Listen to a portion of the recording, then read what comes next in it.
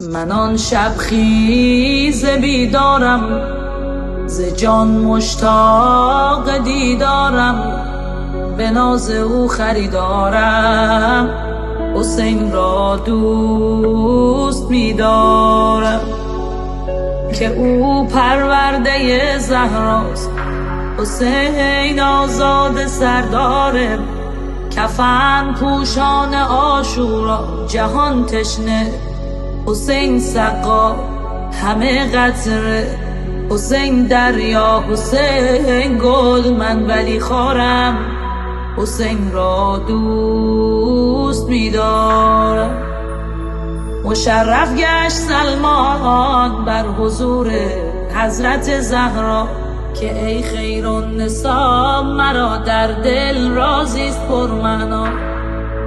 نمیدانم از چه بیتاب حسین است این دل شیدا، خدا میداند اسرارم حسین را دوست می‌دارم.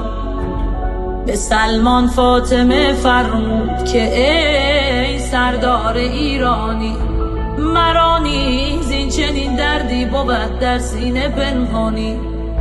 به عشق او گرفتارم حسین را دوست می‌دارم. غرض زهرا و سلمان بر حضور مرتضی رفتند، محبان مشکل خود را بدان مشکل گشا گفتند. به جای چاره جویی از علی این جمله بشنفتند، منی که فخر ابرارم حسین را دوست می‌دارم. کلید حل این مشکل به دست مصطفی باشد، سه عاشق آمدن آنجا که طه را صلا باشد. پیغمبر فرمود یا علی زهرا سلمان، عشق من بیش از شما باشد. حسین منی اسکارم حسین را دوست می‌دارم. چو حل این معما بر پیامبر نیست مشکل شد، به حق نیکو کلامی جبرائیل از عرش نازل شد. بشارت یا رسول الله حدیث عشق کامل شد.